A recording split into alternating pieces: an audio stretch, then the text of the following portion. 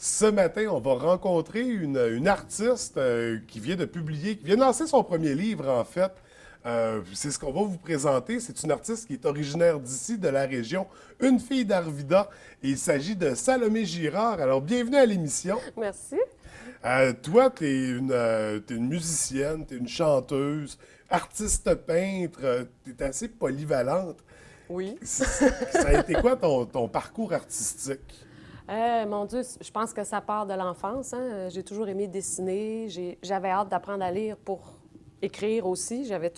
Rapidement, j'ai écrit des histoires que j'illustrais, que, bon, j'écoutais de la musique, je chantais. Ça a toujours été, dès l'enfance, mes intérêts primordiaux. Ensuite, j'ai étudié le chant rapidement, assez. J'ai fait du conservatoire, tout ça, un bout.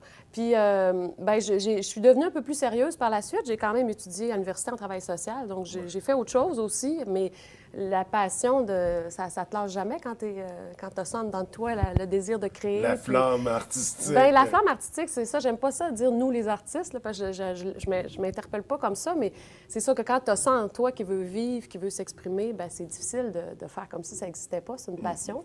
Alors, j'ai toujours, en parallèle, fait ces activités-là. Puis disons que depuis les dernières années, bien, je me suis donné le droit plus, puis je me suis dit, bien, si je le fais pas, là, je vais être malheureuse, là, finalement. C'est comme ça voulait vivre. Il y avait comme une urgence de faire vivre ça. C'est une question de s'accomplir oui, aussi au travers de exactement. tout ça. Tout à fait, tu as le bon mot, s'accomplir, se réaliser. J'avais toujours une impression qu'il n'y avait pas d'accomplissement puis que j'étais un peu, toujours un peu à côté de ma vie. C'est l'impression que j'avais. Ça fait qu'à un moment donné, j'ai dit, bien, il faut y aller, hein? Oui. C'est ça. Puis là, tu touches à plusieurs formes d'art et depuis récemment, avec ton livre, Oui. tu es maintenant aussi une auteure. Oui. Qu'est-ce qui t'a amené vers la littérature? Romancière! Romancière. C'est drôle, hein, ce terme-là. Oui, bien, en fait, c'est mon plus vieux rêve. Étonnamment, tu sais, même si chanter, c'est plus facile ou c'est plus évident, puis c'était dessiner, mais pour moi, comme je dis, j'avais hâte d'apprendre à lire, puis j'ai écrit rapidement. Puis mon premier rêve, c'était, je voudrais publier un livre, écrire un roman, puis trouver un éditeur, tu sais, parce que pour moi, c'était comme important aussi tout le processus de ne pas le faire à compte d'auteur, puis tout ça, tu sais, vraiment dire, il y a une maison d'édition qui va publier mon livre, puis que c'est un vrai objet, là, qui existe, puis que tu tournes les pages. Tu sais, enfant, ça a été rapidement un rêve. Puis je pense que je le portais en moi, comme s'il mûrissait. Puis à un moment donné, bien, je m'ennuyais au travail, je manquais d'accomplissement, et je me suis mis à écrire devant une page blanche. C'est comme si tout ce que j'avais mûri depuis toutes ces années-là est apparu. Les personnages, ça fait un peu cliché, là, mais les personnages sont arrivés, se sont précipités. Ils me disaient quoi écrire pratiquement. C'était comme, ah, elle est en train de dire ça, tu sais, les dialogues. Il attendait, oui, ça faisait longtemps qu'il attendait pour comme, sortir. oui, puis c'est comme, j'ai pas réfléchi les noms que j'allais leur donner. C'est comme si tout est arrivé devant moi, l'inspiration de je ne sais où. C'est presque, c'est pas mystique, mais presque. C'est comme, on dirait que j'ai pas beaucoup de mérite finalement. Le premier jet. L'histoire a coulé. L'histoire a coulé. Puis c'est ce que j'explique, c'est que finalement, ça a été plus long. Le processus a été long quand même parce qu'il faut réécrire. Le premier jet, ça a été facile, en fait, oui, très fluide. Mais pour amener ça à un format bon, surtout quand tu es parti sans synopsis au départ, bon, des fois, ça manque un peu. Il faut fignoler, puis il faut redonner une forme. Il va y avoir des lecteurs. Si tu veux des lecteurs, il faut que ça puisse être structuré un peu. Ça fait que la réécriture a été quand même plus longue. J'ai remis sur le métier mon ouvrage plusieurs fois, 100 fois et plus. Donc, le processus a été finalement, ça a duré presque 5 ans. Totalement, là, j'ai commencé en 2008, dans le fond, puis j'ai fini de l'écrire en 2010, puis aussi trouver un éditeur, hein, c'est ça, c'est que ça ne veut pas dire que c'est le premier que... Non, t'envoies ton manuscrit, puis t'as des... C'est pas fini une fois qu'on a trouvé l'éditeur. Non, c'est ça, ça a été comme l'année passée.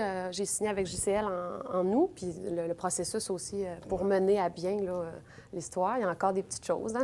Rendu là, c'est de l'orfèvrerie. Là, on fignole, mais c'est ça. C'est une belle satisfaction quand même. C'est un mais beau, les étapes sont beaucoup plus complexes qu'on le pense. Comment tu as trouvé ça pour une première expérience? Oui, c'est une longue traversée. Des fois, ça a été une traversée du désert, en fait, parce que c'est un travail qui est très solitaire. Contrairement, mettons, quand on fait de la musique, c'est un travail d'équipe. Hein? On a des musiciens autour de nous. Même si on est juste piano-voix ou juste avec quelqu'un, c'est un ensemble, puis on a un public directement là. Bon, on a déjà une réaction. Donc, c'est ça, une réaction instantanée. Exactement. Mais là, tu écris un livre, tu écris, puis tu dis, bon, c'est-tu en train d'être bon ce que j'écris ou pas? Peut-être que je vais me mettre des milliers d'heures, puis que finalement, je vais me faire dire, pauvre toi, c'est pas très bon ce que tu as écrit. Ça se peut. Tu sais pas, là. On ne sait pas à quoi ça fait qu'avant d'arriver puis se dire, bon, est-ce que ça a un potentiel, d'où mon intérêt de trouver quelqu'un qui valide, un éditeur qui valide ce que j'écris puis qui me dise, oui, moi, je pense que ça vaut la peine. C'était ça aussi, d'arriver à ce bout-là. Ça fait que c'est ça que j'aurais pu le laisser dans le tiroir plusieurs fois, là, des remaniements à faire. J'imagine que ça prend quand même un certain courage pour aller le présenter. Ben, en fait, j'ai trouvé que c'était plus de la persévérance pour moi d'arriver au bout, puis de persévérer, puis de ne pas le laisser là, puis des fois de me retrousser les manches, de dire, OK, là, j'ai tellement travaillé, il y a encore des petites corrections, puis des choses, mais je peux le faire, tu sais.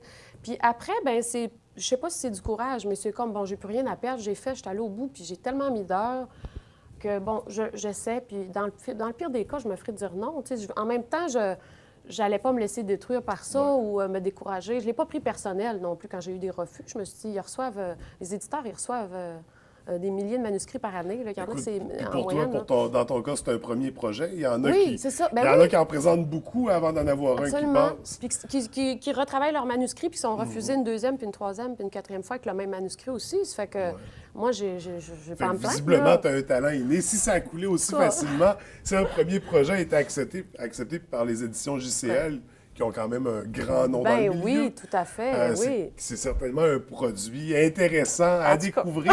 Et toutes ces étapes-là nous amènent à la publication de ton premier livre, Jusqu'à plus soif. Jusqu'à plus soif. C'est quoi exactement? De quoi ça parle, Jusqu'à plus soif?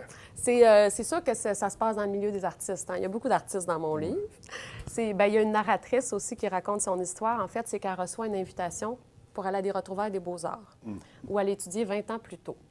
Donc, cette invitation-là l'amène à revisiter ce passé-là. Puis, évidemment, il y a quelques petits squelettes dans son placard, hein, comme on en a tous. Et ça chamboule un petit peu sa vie actuelle, sa vie intérieure et sa vie actuelle. C'est un peu une crise existentielle, finalement, qu'elle va vivre à travers cette remémoration-là, ces réminiscences-là. Puis, elle vit ça avec son chat aussi. Hein. Elle a un chat, Sésame, qui est un personnage principal dans le roman, avec qui elle discute beaucoup, elle dialogue beaucoup, qui est philosophe, qui est un peu arrogant, qui va la confronter, qui va l'amener à... C'est un peu la voix de sa bonne et mauvaise conscience. Parce que tout ça, même si on parle de crise existentielle et tout ça, c'est assez léger quand même. Il y a de l'humour, il y a beaucoup d'autodérision. Tu sais, elle est un peu tragico-romantique puis tragédienne, mais... elle s'autodérise beaucoup. Ça n'existe pas, cette expression-là. Elle s'autodérise beaucoup, dans le fond. Ça fait que c'est ça, c'est quand même un feel-good novel. Quelqu'un m'a dit cette expression-là, comme on dit, un feel-good movie. Je pense que c'est ça un peu, dans le fond. Parce que là, ça va en parallèle l'histoire du passé et du présent. On alterne dans les chapitres jusqu'à la boucle finale avec les retrouvailles où on va avoir les questions aux réponses qu'on se pose. Les réponses aux questions qu'on se pose, inversons-le. Et elle, ça va répondre à toutes les questions qu'elle se pose aussi, parce que, bon, c'est ça, il y a quelqu'un qu'elle souhaite revoir aussi là, dans cette histoire-là, une collègue avec qui elle a vécu une histoire et tout ça, donc... collègue des Beaux-Arts. Donc, c'est ça. Il y a du mystère. Je ne veux pas tout révéler. Ben non, il faut lire, il faut découvrir ces choses-là. Mais j'aimerais savoir, c'est pas un roman autobiographique, mais est-ce que c'est quand même inspiré? Est-ce que c'est des étapes que toi, tu as connues? Si on parle, admettons, de la crise existentielle, c'est ce qui t'a ramené vers les arts? Oui, bien, crise existentielle, oui, je pense que j'en ai fait. Tout le monde en fait, mais oui, j'ai eu des grands moments probablement aussi quand je me sentais pas accomplie, tout ça, que, bon, on se sent un peu on sent qu'on a une urgence de l'âme de vivre des choses ou de s'accomplir. Donc, c'est sûr que, crise existentielle, n'ayons pas peur des mots, oui, on peut appeler ça comme ça, ou des crises d'identité de l'adulte, il y a plein de termes. Des questionnements. Des requestionnements, puis à un moment donné, la crise de la trentaine, on se dit, où vais-je? Des crises, il y en a toutes les décennies. Il y en a plein, c'est ça. Pour toutes les raisons. Exactement. Toutes les raisons sont bonnes pour faire une crise. Donc, c'est pas de l'autofiction. Tu sais, c'est pas mon histoire. La narratrice, évidemment, peut me ressembler un petit peu, mais c'est pas exprès non plus. Mais avec le recul, des fois, je relis puis je me dis, c'est ça qu'on met beaucoup d'éléments c'est ce qu'on se disait tantôt, de soi, parce que on écrit dans quoi on a baigné. On peut pas s'extirper des influences culturelles qu'on a eues. C'est sûr que... Fait que forcément... les gens qui me connaissent retrouvent des éléments de ma vie ou des influences. Tu sais, des fois, je cite aussi des auteurs ou des... Fait qu'à certains moments, on peut te reconnaître, mais ça n'empêche que ce n'est pas toi. C'est pas moi, non, c'est la pas ton narratrice, c'est pas histoire moi du non tout. plus. Non, Alice, non, puis les personnages, moi, c'est pas du tout des gens que je connais, là. C'est vraiment, même s'ils ont des traits, peut-être des gens peuvent se reconnaître, mais non, ils ont toute leur existence propre, ces personnages-là. Ils ont vécu en moi, puis là, ils sont là, mais... Ils se sont évadés, puis oui. maintenant, ils vivent leur vie. Ils vivent leur vie, c'est ça, exactement. Et d'ailleurs, parlant de leur vie, est-ce qu'il va y avoir une suite à cette vie-là? Est-ce que leur vie va se prolonger? Je le sais, bien, je le sais pas. Peut-être que je vais réécrire autre chose. Là, je ne suis pas en écriture. Il faudrait que j'ai une espèce de jet, comme la première fois, là, tu sais, quelque chose que je m'installe puis qui me fait oublier de manger, là, parce que moi, ça a été ça que j'ai vécu, l'espèce de... Puis moi, oublier de manger, là, pour moi, c'est rare que ça m'arrive. Je vis pour manger, là, c'est important. Mais là, c'était comme, ça devenait secondaire, j'avais comme ça à faire. Si j'avais cette fougue-là encore, là, bien, là, peut-être j'aurais l'énergie pour aller au bout, mais en même temps, je me dis, le deuxième serait peut-être plus facile à écrire aussi, parce que là, j'ai vu c'était quoi aussi. J'ai déjà un éditeur qui est prêt à lire mon mais deuxième on m'a déjà ouvrage. dit, à partir du deuxième, il y a de l'attente. Il y a de l'attente. C'est ça, c'est autre chose. Donc, je vais y aller. Tu sais, je ne m'obligerai pas à écrire. C'est ça, je ne pourrais pas faire une commande. Puis c'est trop de... Ça prend de la passion. Tu sais, tu peux pas le faire obligé. Ça vient de toi. Oui, puis en même temps, mais c'est ça que... Est-ce que les personnages revivraient? Je ne sais pas. Des fois, Sésame, je m'ennuie de lui, mais je me dis pas, peut-être qu'il pourrait vivre d'autres aventures, mais tu sais, je sais pas. Je laisse porter. C'est vraiment... peut-être. Mais la première expérience a été assez positive pour que, si l'occasion se présente, c'est merveilleux. Tu vas te lancer dans l'aventure à nouveau. Oui, c'est sûr que si je sens la fougue et le désir et que ça... Oui, c'est sûr que ça pourrait. Là j'ai envie de porter celui-là jusqu'à ce que, bon, tu sais, je suis en promo, puis j'ai envie de... Tu sais, je vais au Salon du Livre, puis c'est mes premières expériences du Salon du Livre. Fait que là, il faut comme le porter. C'est comme un bébé un peu. Il faut comme l'accompagner. Après, bien, il volera. Puis peut-être que là, je vais me dire, bon, et maintenant, que vais-je faire? Peut-être que je vais me relancer. On verra. Mais je pense que les lecteurs vont réclamer d'autres livres. Mais ça sera à toi à gérer la situation. Oui, ça sera un beau problème. Oui. J'aimerais ça qu'on parle aussi rapidement avant de terminer. Oui. On le disait au début, tu es artiste dans plusieurs domaines. Tu touches à... C'est ça. Tu fais aussi de la musique. En 2010, tu as lancé un album de musique du monde. Oui. Un album qui s'appelle Romaria. Oui. Musique du monde. Pourquoi la musique du monde? Pourquoi? Ben c'est qu'en fait, j'aime explorer des différents styles. Puis j'avais été du côté de la bossa nova, que j'aimais beaucoup, la bossa nova brésilienne. Puis quand on se met à ouvrir nos horizons musicaux et autres, il y a tellement de belle musique partout dans le monde. Puis j'aime beaucoup les langues latines, donc l'espagnol, le latin. Je préfère ça à l'anglophone. Je me sens moins anglo-saxonne dans mes influences. Puis quand est venue l'idée d'un album, ben j'ai fait l'album avec un réalisateur, Éric Savard, pour ne pas le nommer, qui avait des grandes ambitions lui aussi. Alors on s'est dit, on ratisse large, on essaie plein de styles. Il y a 16 musiciens qui sont venus jouer sur l'album. Donc, il y a des quatuors à cordes, l'accordéon, de la harpe. Et il y en a même qui sont originaires. Il y Il y a même des bérivraines qui auraient participé. Oui, les sœurs Croft, Marianne et Pascal, qui sont venues passer une journée en studio avec nous. C'était super agréable. C'est des filles super fines et talentueuses. Et ouais, voilà, c'est ça. Ça a donné ce disque-là, qui est des reprises de chansons du monde. Mais c'est des petits bijoux, hein? C'est des petites chansons bijoux que j'ai trouvées un peu, qui sont pas très connues toujours, mais qui ont été réarrangées aussi, réorchestrées. C'est ça. Ça fait que c'est comme des chansons neuves, à quelque part. Alors, voilà, c'est un fait que c'est un voyage. Puis le titre Romaria... C'est drôle que tu dises ça parce que ça veut dire pélerinage. OK, bon, ben, ça tombe bien. C'est en brésilien. Donc, c'est ça, c'est un voyage, c'est un pélerinage, en somme, un peu. Puis, il y a un peu de mélancolie, mais il y a des rythmes plus festifs aussi. Il y a de la musique cubaine, il y a toutes sortes de choses là-dedans. Il y a de la chanson française aussi. J'ai deux amours, Une fenêtre ouverte, qui avait été popularisée par Pauline Esther il y a quelque temps. Alors, voilà, c'est un pèlerinage. Et là, si on veut vivre l'expérience pleinement, Salomé Girard, est-ce qu'il faut écouter l'album en lisant le livre? Je sais pas. en ayant des peintures de moi au Oui, mur. oui, Ça, oui, c'est- parce que l'artiste peintre aussi. Je le sais pas, je pense pas. L'expérience ultime, qu'est-ce que c'est? Il faudrait qu'il y ait une coupe de vin rouge, sûrement, ou des bulles, peut-être du champagne, ça serait encore mieux. Non, je sais pas. C'est bien humblement, hein. Moi, comme je te disais au début, c'est une question pour moi d'épanouissement. Donc, ce que j'ai à offrir au monde, c'est peu. Tu sais, je suis très humble dans ma démarche. C'est juste de la passion ou de la... Tu sais, le disque, bien, je l'ai produit moi-même. Ça fait que il faut vouloir, hein, parce Ouais. que c'est beaucoup de sous, là. Fait que toutes les étapes, Fait que tout... Oui, c'est Ah, ça. OK, Oui, c'est- c'est oui, de la oui, c'est oui. complexe, Il n'est pas payé encore complètement, là. Tu sais, ça fait qu'il faut l'acheter. Il faut, oui, c'est ça, il faut l'acheter. Achetez-le.